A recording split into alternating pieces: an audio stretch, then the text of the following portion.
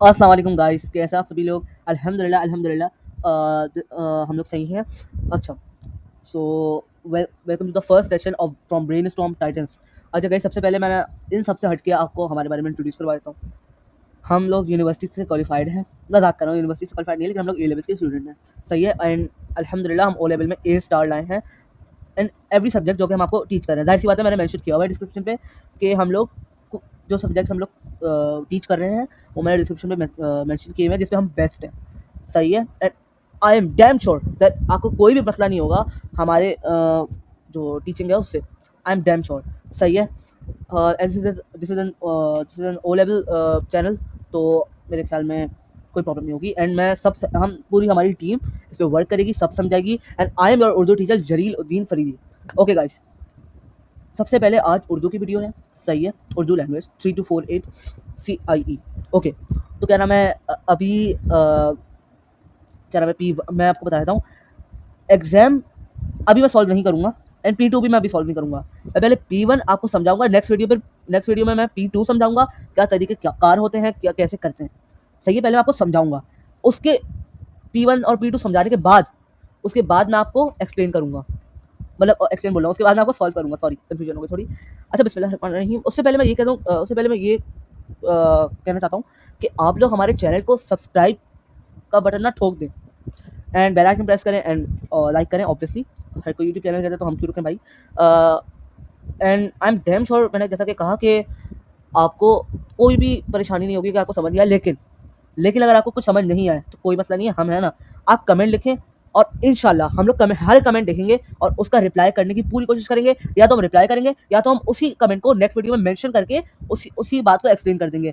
कोई प्रॉब्लम नहीं है, लेकिन आप सब्सक्राइब करें। दूसरी बात, इस चैनल को 1K से ज़्यादा सब्सक्राइबर तक लेके जाना है, ताकि हम 1K के बाद ऑनलाइन क्लासेस शुरू करें। सही है।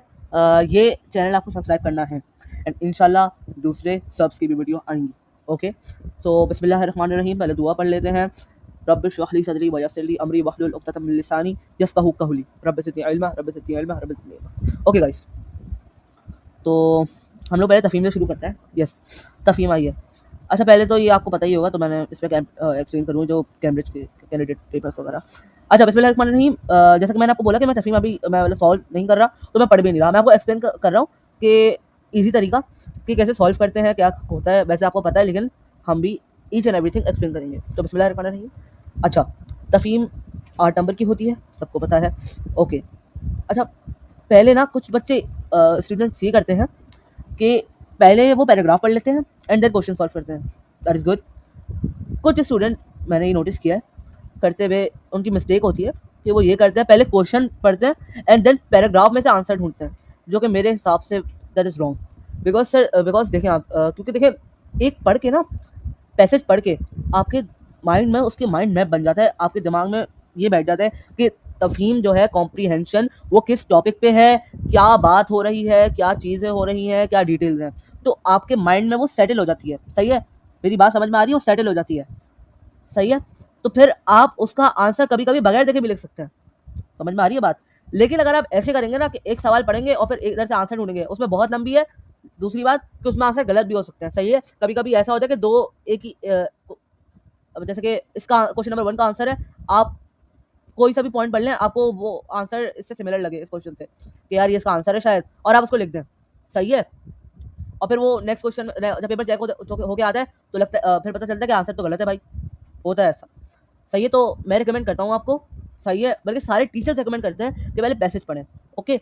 अच्छा, दूसरी बात कि देखिए, तफ़हीम में ना लोग डायरेक्ट में छाप देते हैं।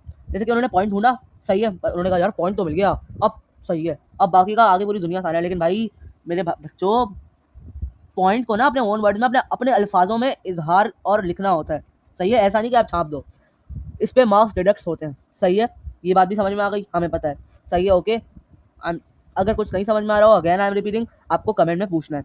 सही है। उसके बाद क्या नाम है, हमारे पास जैसी क्या नाम है सवाल आता है, कभी कभी ऐसा होता है, हम ना जैसे कि जैसे कि इधर लिखे 2 बातें लिखे और उसके 2 मार्क है, हम लोग एक पॉइंट लिख देते हैं। मतलब जैसे कि एक रीजन दे देते हैं आपको, किसी भी क्वेश्चन का उन्होंने 2 रीजन मांगे हुए हैं, तो हमें मार्क भी 1 मिलता है। जितने आप नोटिस करें, जितने मार्क्स का क्वेश्चन है, उतने पॉइंट लिखें।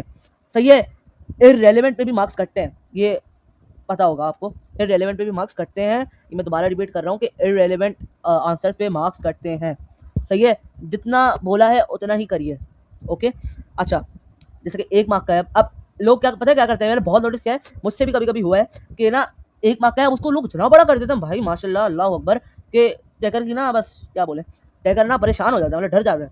तो सिंपल लिखे आप, कोई मसला नहीं। सही है, तफहीम एक्सप्लेन हो गई। ओके, अब आते हैं हम लोग कसीरुल इंतखाबी पे। सही है, सवाल पढ़ते हैं। मंदरजा झेल इबारत को पढ़ने के बाद नीचे दिए गए सवालात के जवाब लिखिए। अच्छा, इसमें बहुत आसान है, कोई मसला नहीं है, कोई मुश्किल नहीं है। ये दूसरी मशक है। देखिए इसमें ना पैराग्राफ बने हुए ए बी सी डी। सही है, अब मैं बताता हूँ इसमें होता क्या है।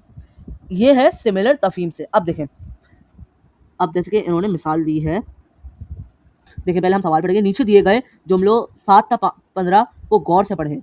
इस पैराग्राफ ए टू डी पर निशान लगाएं जिसमें ये बात बयान की गई। मिसाल के तौर पर मुख्तलिफ नस्लों के तोते मुख्तलिफ इलाकों में पाए जाते हैं। अब इसका आंसर ए, यानी कि ए पैराग्राफ में। सही है, समझ आ रही है मेरी बात। ये ए बी सी डी ना पैराग्राफ है, तो वो आपको कोई भी स्टेटमेंट दे देंगे। सही है, स्टेटमेंट से आपको ये आइडेंटिफाई करना है, ये ढूंढना है कि ये बात कौन से पैराग्राफ में लिखी है। समझ आ रही है मेरी बात, ये आपको आइडेंटिफाई करना है कि कौन से पैराग्राफ में लिखी है। सही है, अब फॉर एग्जाम्पल पालतू तोते तोते तनहा रहना पसंद नहीं करते। सही है, अब फॉर एग्जाम्पल ये मैंने पढ़ी, ये मैंने पूरा पढ़ा, अब मुझे लग रहा है यार ये बी में है, फिर मैं एक बार कंफर्म करूंगा कि ये बी में है। अगर ये बी में तो मैं टिक कर दूंगा, वरना फिर मैं आगे के पढ़ूंगा। सही है, समझ में आ रही है बात, बहुत आसान है, बहुत आसान है, बहुत आसान है। अच्छा मैं पहले रेकमेंड करूंगा, सॉरी, अच्छा मैं पहले रेकमेंड करूंगा कि आप लोग तफहीम की ही तरह इसको पहले पढ़ें, फिर नीचे आए आप। अभी आप पहले हर पैसेज आप पहले पढ़ें। सही है, आपने पढ़ लिया, फिर ये स्टेटमेंट देखें। अच्छा जैसे कि आपने लिखी पालतू तोते तनहा रहना पसंद नहीं करते। सही है, आप ऊपर जाएं, ढूंढें इसको कि कहाँ लिखा है। ए में नहीं मिला, बी में देखें, बी में नहीं मिला, सी में देखें, सी में नहीं मिला, डी में देखें। सही है, और अगर चारों में नहीं मिल रहा ना तो दोबारा पढ़ें, और अगर फिर भी नहीं मिल रहा ना तो आगे बढ़ें। मोस्ट ऑफ द स्टूडेंट ये करते हैं, एक भी अटक जाते हैं, फिर आगे का करते ही नहीं है वो लोग। भाई ऐसा नहीं करें, आगे का भी करें। अगर आप एक पे अटक गए फिर बाद में लास्ट का तो आपको खुद ही पता चल जाएगा। सही है, पैराग्राफ पढ़ पढ़ के। सही है, तो आपको बस टिक करना है सिर्फ, ए बी सी डी खाली पैराग्राफ है। सही है, बात समझ में आ गई, बिल्कुल कोई मुश्किल नहीं है, बिल्कुल सिंपल है। ओके, तो हम लोग, ये भी 9 नंबर का होता है, बिल्कुल सिंपल। अब हम लोग आगे चलते हैं। सही है, उम्मीद है आपको मेरी आवाज़ ऑडिबल है मेरी आवाज़। अच्छा, तो ये हमारे पास मजमून है, बिल्कुल सिंपल है। मजमून में तो सभी माहिर हैं। तो अब आप देखें, इश्तिहारों के मौजू पर दिए गए मजमून को पढ़कर मंदरजा झेल सरखियों के तहत मुख्तसर नोट्स तैयार कीजिए। अच्छा, सबसे पहले ना पास पेपर्स में ये भी होता है एंड सिलेबस में भी है कि नोट्स बनाना, खुलासा निगारी। नोट्स बनाना बहुत आसान है। देखें तफहीम के ही तरह है बॉस, आप ये क्या नाम है पढ़ें।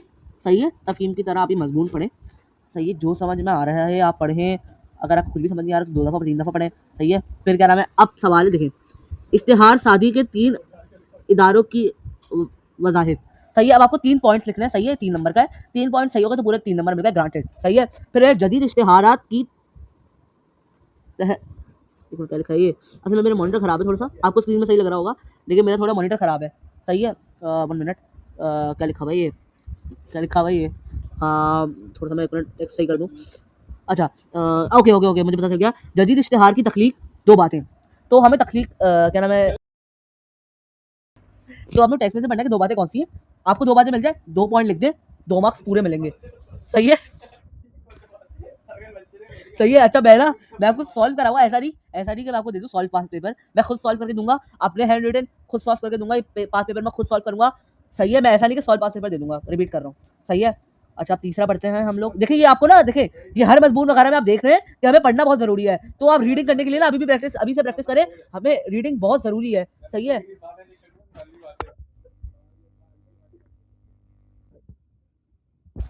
अच्छा अब है ये चौथा, मुल्की मईशत में इश्तिहारात का किरदार। 2 बातें। सही है, अब हमें मुल्की मईशत पे 2 पॉइंट लिखने, इश्तिहार सॉरी मेरे में थोड़ा सा मसला है, मैं मजाक कर रहा हूँ। इश्तिहारात लिखे, इश्तिहारात कहते हैं पॉइंट्स को।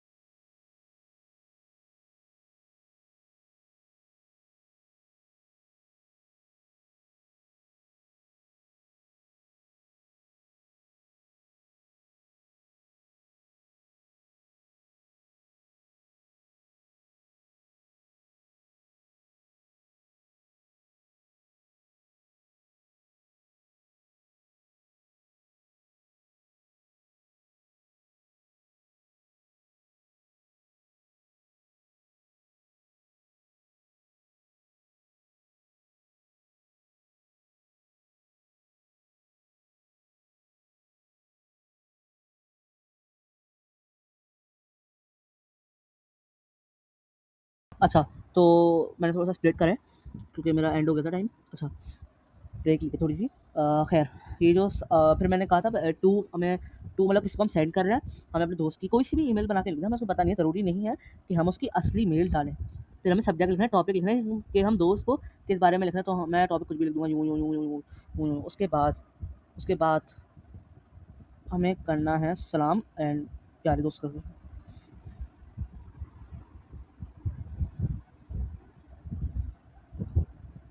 ओके गाइस, उसके बाद लिखना है हमें मेरे, सॉरी अच्छी राइटिंग में नहीं है मुझे पता है, मैं आपको सॉल्व कर दूंगा ये। मेरे प्यारे, सॉरी गाइस बहुत गंदी राइटिंग है मुझे पता है, बहुत वाहियात राइटिंग है। प्यारे दोस्त, स्टाइलिस्ट में मेरा ख़राब हो गया, मुझे सही करवाना है। मेरे प्यारे दोस्त, उसके बाद कॉमा, सही है। फिर अस्सलाम वालेकुम, राइट हैंड साइड, ये बीच में लिखना है। ये थोड़ा सा मैंने लेफ्ट हैंड साइड पे लिख दिया, लेकिन लिखना बीच में है ये। अस्सलाम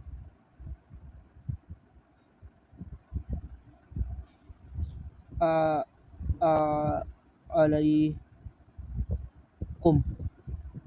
सही है। उसके बाद हमें लिखना है उम्मीद करता हूँ तुम खैरियत से हो, सही है। उम्मीद, उसके बाद डॉट डॉट मैं लिख नहीं रहा, मैं आपको सॉल्व ये करवा दूंगा, सही है, सॉल्व सेंड कर दूंगा, सही है। मेरे प्यारे दोस्त, सही है। इसके बाद हमें उसके बारे में लिखना है कि क्या नाम है, मैं आज तुम्हें ईमेल इसलिए लिख रहा हूँ कि मैं अपनी क्या नाम है, थोड़ा थोड़ा कुछ था मैं भूल गया कि एक मिनट,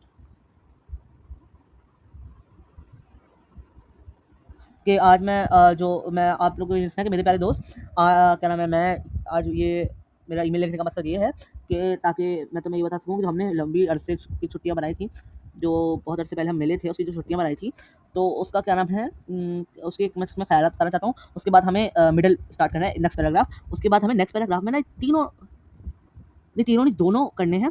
ये पहले के 2 नुकात हमें शामिल करने, जैसे आपस में इकट्ठे वक़्त गुज़ारने कैसा लगा, कि फीलिंग्स बतानी है कि कैसा लगा, मज़ा आया, खुश हुए, शॉक्ड हुए, क्या हुआ, फीलिंग्स बतानी है, थॉट बताने हैं। छुट्टियों में आपको पसंदीदा आपकी एक्टिविटी बतानी है, खेल बताना है, और उसको वो क्यों है आपको पसंद, उसमें क्या है, क्यों पसंद लगता है, ये बताना है, सही है। फिर आखिरी में आपको ये कहना है अगली छुट्टियों में अपने नुकात है, अगली छुट्टियों में अपने घर आने की दावत, और फिर आपने ये बताना है कि अभी तो बहुत मसरूफ़ियात हैं, इंशाल्लाह अगली छुट्टियों में अगली गर्मियों की छुट्टियों में मैं तुम्हें अपने घर में दावत दूँगा, उसमें हम बहुत ज़्यादा मज़ा करेंगे, पहले से ज़्यादा, ऐसा करके लिखना है आपको, सही है। उसके बाद आपको क्या नाम है, ऐसा करके लिखना है, और फिर ये लिखना है कि उम्मीद करता हूँ तुम आपको लिखना है अपना ख़्याल रखना मेरे प्यारे दोस्त, और अपने अम्मी अब्बू का भी ख़्याल रखना, वस्सलाम। फिर आपको ना एंड करना है, थोड़ा-सा मैं गैप नीचे देता हूँ, वस्सलाम, वस्सलाम,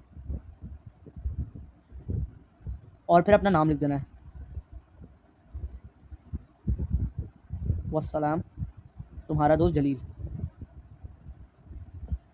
तुम्हारा तुम्हारा दोस्त जलील, बस सही है। इसके बाद एंड कर देना। हम अब नेक्स्ट पे चलते हैं, ये काफ़ी लंबी हो चुकी है। ओके, पेपर ख़त्म, सॉल्व। उम्मीद करता हूँ गाइस आपको सब क्लियर है, सब समझ में आया है, नहीं समझ में आया आप क्वेश्चन में पूछो, अगर कुछ भी समझ नहीं आया ना, मैं फिर वीडियो बनाऊंगा, लेकिन आप बोलें बस, आप बस बोलें, मैं पहाड़ एक कर दूंगा समझाने में, सही है। तो अब नेक्स्ट वीडियो में मैं पेपर 2 समझाऊंगा। दैट्स इट फॉर टुडे, अल्लाह हाफिज़, टेक केयर, गुड बाय।